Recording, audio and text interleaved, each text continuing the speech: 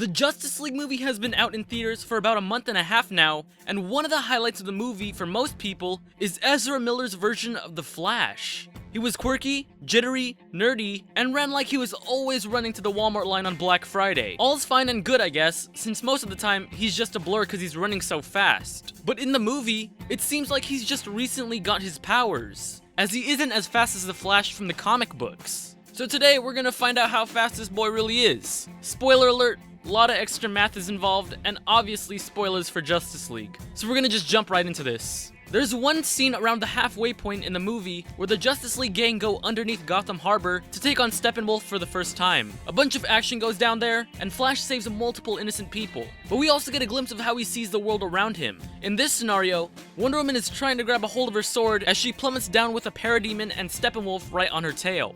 Everything freezes and the Flash comes into view. The whole slow-mo segment lasts about 25 seconds long, and he loops around the tunnel several times before he finally reaches the level Wonder Woman is at. But his first 2 laps seem to be his fastest loops, so I'm just gonna go off of those for his top speed. He donuts twice in the span of 3.77 seconds in his perception of time. That means diddly squat though, since everything is in slow-mo, but bear with me for a minute. We don't know the exact measurements of the tunnel system, so we gotta use scaling methods. This still shot of Wonder Woman right before she begins her fall shows us that the length from one side of the tunnel to the other is about 2.2 times the length of Batman's Nightcrawler tank. The actor Ben Affleck is 6'4", so measuring up Batman's upper body in this shot to the entire machine shows us that the Nightcrawler is about 2.09 meters tall by 6.99 meters long. Putting things together, that would mean the length of the bridge that connects both ends of the tunnel is 15.38 meters. If we're looking at this from above like a bird's eye sort of thing,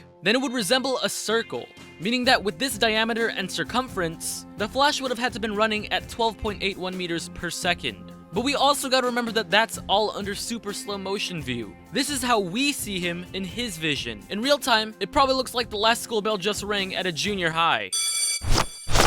To find out how much time is dilated by, we gotta know how much time is passing in real time. And that's a really hard thing to do, since virtually everything in this one-shot take appears to be frozen. Except they're not really frozen. It's that camera movement that makes everything appear like a standstill. But when the camera finally stops moving, we see just how fast Diana's sword is falling. Tracking it through some fancy editing software, the way Flash sees it, it's falling at a rate of 0.065 meters per second squared. Newton's law of gravity applies to everything on Earth. No matter the weight of the object, everything falls at the same rate. Unless you're like a feather or something with a lot of air resistance. But no feathers are here, so this sword should be falling at 9.81 meters per second squared. In other words, everything we're seeing here is over 150 times slower than what everybody else sees, putting Ezra Miller's Flash just slightly over Mach 5.6. Now I know a lot of people would like to point to the fact that this probably is not even close to his max speed, because when the camera pans around to his face, he has like the calmest face ever, and then he fumbles over so that the writers of the movie can emphasize how clumsy he is. And I'd agree. He has shown that he can go much faster when he was reviving Superman, and again when he's fighting Superman himself. The thing is though, there isn't really much we can use as a reference for the revival scene, and here, he just looks like he's backing up and getting ready to cry as if he just clogged the toilet at his friend's house. Nothing here is really a measurable distance, since his pathways are just a bunch of discombobulations and zigzags. One thing that we do know for sure though, is that he's just a hair faster than Superman. He was bobbing and weaving his punches left and right. It was all done awkwardly, but nonetheless, this version of the Flash is still faster than Henry Cavill's Superman by just the smallest of margins. He looks utterly pissed off right here, so it's pretty safe to assume he's going as fast as he can. In my top 20 fastest speedsters video, I said Cavill's Superman's top speed was Mach 27.5. So just want to cap off this video by saying he's slightly over Mach 27.5. Not sure by how much, but just slightly.